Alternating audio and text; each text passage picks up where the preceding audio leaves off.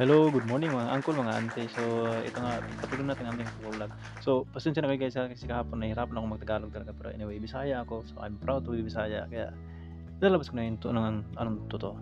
Anyway, yun nga pala, sa ano, yung maghuhulog na kami ng barya dyan. So, ayan nga po ako. Hello, for the first time nakita nyo yung mukha ko yun sa video.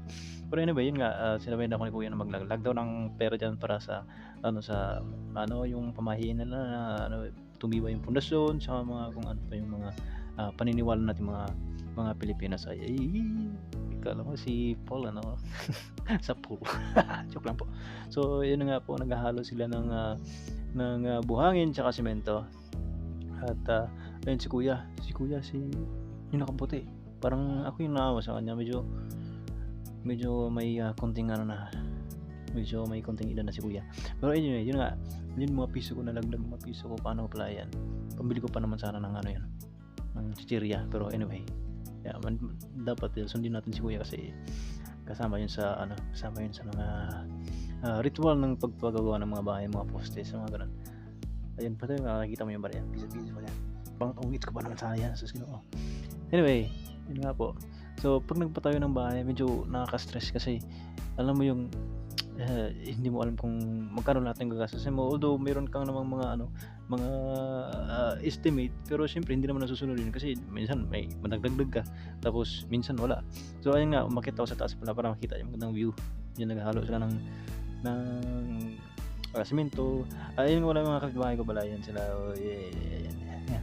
So ngayon kasi sobrang napakainit yung mga mga kapitbahay, mga artist dyan. Tago muna sila. Pero mamaya pag mga hapon na yun, labas na yan sila. Kakintuhan na yan. Uy, si ganito, si ganyan. No? Ganyan. Hindi, joke lang po. Joke lang po mga kapitbahay. Love you all. Huwag niyo po akong i-bash. Katuwaan lang po. So ayan nga po.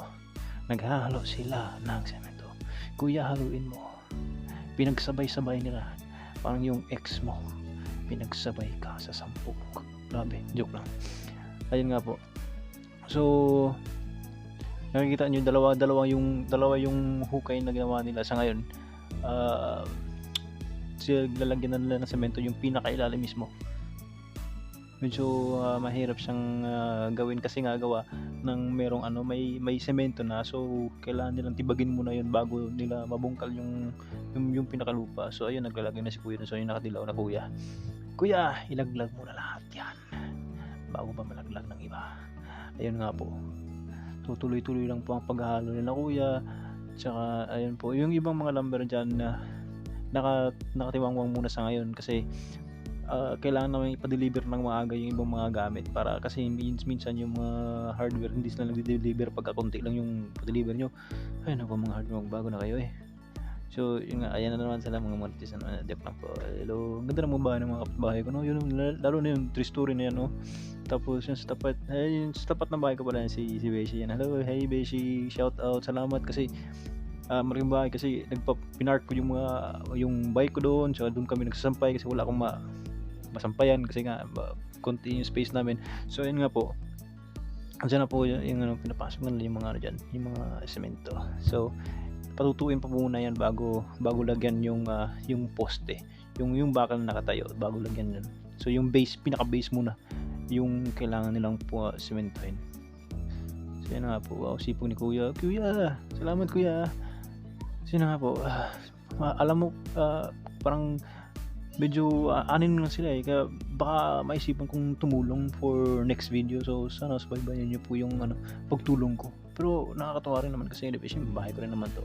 So maganda rin yun na experience ko, tsaka part ako sa paggawa ng bahay. So ayun nga po, ayan, inalo-halo, pinagsabay-sabay. Grabe, hugot pa rin si kuya. Ayun nga po, ay nako. So yun nga po, hanggang dito na lang po muna yung video natin, house renovation number 4. Sana po subaybayan niyo po yung mga next videos ko. At ako, tutulong na rin ako para mapabilis yung trabaho. So tingnan niyo po yan.